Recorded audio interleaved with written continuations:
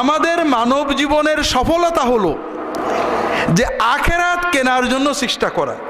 আপনি যখন আখেরাত কেনার জন্য চেষ্টা করবেন, আপনার দুনিয়াও সফলতা মণ্ডিত হবে। আর যখন আপনি মনে করবেন যে এই আপনার দুনিয়ার সব আপনার, আপনি ঠকে যাবেন, দেখবেন এগুলো কোনোটাই আপনার থাকেনি। আর এটাই আখেরাতমুখীটার বড় সফলতা। আল্লাহ রসুল সাল্লাল্লাহু আলাইহি ওয়াসাল্লাম আমাদেরকে সুন্দর করে বুঝিয়েছেন, মান কানাতিদ দুনিয়া হাম্মাহু জাআলাল্লাহু ফাকরাহু বাইনা আইনাইহি ওয়া ফাররাকা আলাইহি আমরাহু ওয়া লাম ইয়াতি মিনাদ দুনিয়া ইল্লা মা কুতিবা লাহ। যে ব্যক্তি দুনিয়া নিয়ে চিন্তা করে, শুধু দুনিয়ার গেইন লাভের জন্য চিন্তা করে, যার চিন্তা চেতনা, মনের আশা বাসনা, লক্ষ্য গোল দুনিয়া নিয়ে, আল্লাহ তাকে তিনটে বিষয় দান করেন। কয়টা? এক নম্বর, তার চোখের সামনে দারিদ্র ঝুলিয়ে রাখেন। তার মানে কি? পিছনে ব্যাংকে কয়েকশো কোটি টাকা আছে, কিন্তু একটু মনে পড়ছে না, চোখের সামনে অভাব। 2 লাখ টাকার জন্য দুর্নীতি করে, ব্যাংকে, সুইস ব্যাংকে টাকা আছে, তারপরও একটা চাকরি দেওয়ার জন্য 2 লাখ 3 লাখ 5 লাখ নেই। আছে না নেই? একটা বিচার করার জন্য নেই। কোটি কোটি টাকার সম্পদ সারা বিশ্বে আছে, তারপরেও 2 বিঘা জমি কেড়ে নেওয়ার জন্য মানুষের দলিল ছিনিয়ে নেয়। আছে না নেই? তার মানে ওর ওই যা আছে ওটা কিছুই না, ওর চোখের সামনে ঝুলে আসা অভাব। ওর মতো অসহায় নেই দুনিয়াতে। ওয়াফাররাকা আলাইহি আমরাহু, তার কাজ কামগুলো বিক্ষিপ্ত হয়ে যায়। এদিকতে ধরলে এদিকে দৌড় মারে, এদিকতে দৌড়লে ওইদিকে দৌড় মারে, তার কাজ কাম বিক্ষিপ্ত হয়ে যায়। সারাদিন চলে যায় কাজ শেষ করতে করতে, মনের শান্তি নেই, ঘুম ঠিক মতো হয় না, ঘুমের ওষুধ খেয়ে ঘুমান লাগে। আর এত কিছুর পরেও দুনিয়ার ওইটুকুই পায় যেটা আল্লাহ তার দেন। কথা বোঝেননি?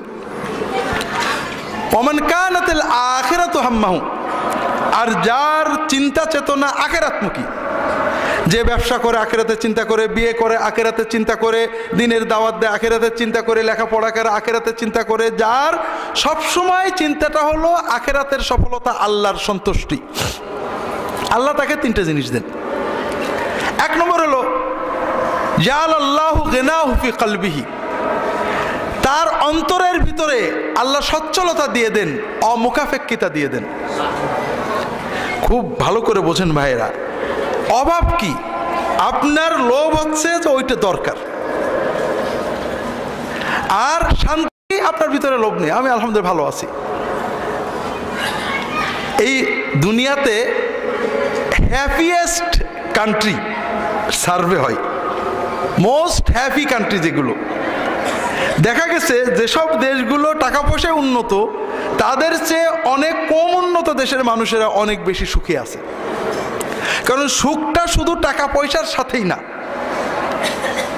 এজন্য যখন মানুষের অন্তরের ভিতরে স্যাটিসফ্যাকশন আছে, আমি ভালো আছি আলহামদুলিল্লাহ, আল্লাহ তাআলা আমাকে যা দিয়েছেন ভালো আছি, টাকা ব্যাংকে কম আছে এটা না, আলহামদুলিল্লাহ আজকে খাচ্ছি, পেট ভরা আছে, কালকের খাবার আছে, আলহামদুলিল্লাহ, আর কি চাই, পরশুদিন আল্লাহই চালাবে। কথা বুঝতে পারেননি?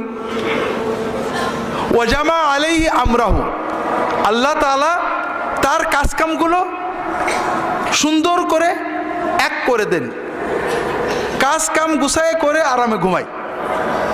কথা বুঝেননি? ওয়া আতাতহুদ দুনিয়া ওয়া হিয়া রাগিমা, আর এত কিছুর পরেও সে দুনিয়া চায় না, আল্লাহকে নিয়েই, আখিরাত নিয়েই সে কাজ করতে থাকে। আল্লাহর সন্তুষ্টি, আখিরাতের সফলতার জন্য সে পাড়ায় পদক্ষেপ নেয়, লেখাপড়া করে, চাকরি করে, ওকালতি সব কিছু করে। তারপরেও আল্লাহ তার জন্য দুনিয়াকে বশীভূত করে দেন, দুনিয়া বাধ্য হয়ে তার নত হয়ে যায়। কাজেই দ্বীনি দাওয়াতের বড় বিষয় যেটা আপনাদের বলছিলাম, কোরআনের 3 ভাগের 1 ভাগ হলো আখিরাত। আখিরাতের চিন্তাকে উজ্জীবিত করো। এই দুনিয়া কিছুই না, মন তোমার শান্তিতে ভরে যাবে। দুনিয়ায় আল্লাহ যা দিয়েছেন, আমার স্বামী, আমার স্ত্রী, আমার ছেলে, আমার মেয়ে, আমার টাকা, আমার পয়সা, আমার কষ্ট, আমার বিপদ, আমার চোখ, আমার ভালো, আমার বন্ধু, আমার আল্লাহর নিয়ামত। আল্লাহ আমাকে দিয়েছে, নিশ্চয়ই ভিতর ভালো আছে। আর এগুলো শুধু দুনিয়ার জন্য না, আখেরাতে আমার কাজে লাগবে। কাজে আমি আখেরাতের জন্য ব্যবহার করি। আমার বউ রাগ করেছে, আখেরাতে কাজে লাগবে। আমার বউ রান্না করেছে, আখেরাতে কাজে লাগবে। আমার স্বামী রাগ করেছে, আখেরাতে কাজে লাগবে। আমার স্বামী ভালো করেছে, আখেরাতে কাজে লাগবে। আমার ছেলে ভালো চাকরি পেয়েছে, কাজে লাগবে। আমার অসুখ হয়েছে, কাজে লাগবে। আমার চিন্তা যখন আখেরাতমুখী হবে, তখন দুনিয়াটা আমার জন্য আনন্দময় হয়ে যাবে। যেমন একটা ছাত্র যখন পরীক্ষায় ভালো করব এই জন্য পড়াটা কিন্তু তার আনন্দের বিষয়ে পরিণত হয়ে যায়। পড়াটা তার একটা আনন্দের অভ্যাসে পরিণত হয়ে যায়। কাজেই এই দুনিয়ার জীবন আখেরাতমুখিতার মাধ্যমে উপভোগ করা যায়। দুনিয়াকে যখন আপনি মনে করেন এই দুনিয়া, নাস্তিকদের জীবন নেই, পশুর চেয়েও খারাপ। জীবনে যে কষ্টগুলো, দুঃখগুলো, এগুলোই বড়। আর মুমিনের যেহেতু আখিরাতের চিন্তা থাকে, এই জন্য মুমিনের জীবনে কোনো ব্যর্থতা নেই, কোনো ক্রন্দন নেই, কোনো হতাশা নেই। আর এজন্যই আল্লাহর দাওয়াতের প্রথম যে জিনিসটা ওই দায়রা যে বোঝালেন, তুমি আখিরাতমুখী হও। ওয়ালা তানসা নসিবাকা মিনাদ দুনিয়া। আখিরাতমুখী হওয়া মানে কি? দুনিয়ায় খরম পড়ে বেড়াও না। তোমার আল্লাহ যে পরিমাণ টাকা দিয়েছে, অর্থনৈতিক পর্যায় অনুযায়ী তোমার গাড়ি থাকবে, বাড়ি থাকবে, আনন্দ থাকবে, থাকুক, কিন্তু তোমার ম্যাক্সিমাম হবে আখিরাতের জন্য, সাধারণ হবে দুনিয়ার জন্য। ওয়া আহসিন কামা আহসানাল্লাহু ইলাইক। আল্লাহ যেমন তোমাকে উপকার করেছেন, তুমি আল্লাহর বান্দাদের কল্যাণে হাত বাড়িয়ে দাও। এই সব নসিহত শুনে কারণ কি বলল? কালা ইন্নামা উতিতু আলা ইলমিন ইনদি। তোমরা কি ওয়াজ করছো? আল্লাহ দিয়েছে, আহসেন কামা আহসান। আল্লাহ আমার দয়া করেছে। কিসে আল্লাহ দয়া করেছে? আমি আমার যোগ্যতা দিয়ে, বুদ্ধি দিয়ে, জ্ঞান দিয়ে, প্রজ্ঞা দিয়ে, বিজ্ঞান দিয়ে আমি এটা অর্জন করেছি। আল্লাহ দিয়েছে মানে আল্লাহকে আসমান তেমন দিয়েছে নাকি? কথা বোঝেননি? এর পরের পরিণতি আপনারা জানেন। আল্লাহ বললেন যে তোমার মতো এরকম অনেক অহংকারী আগেও ধ্বংস হয়েছে, তোমার ধ্বংস দেরি নেই। দুনিয়ার মানুষেরা, দুর্বল ইমান মানুষেরা জাগতিক চাকচিক্যে কারুনের মতো সম্পদ চাইতো।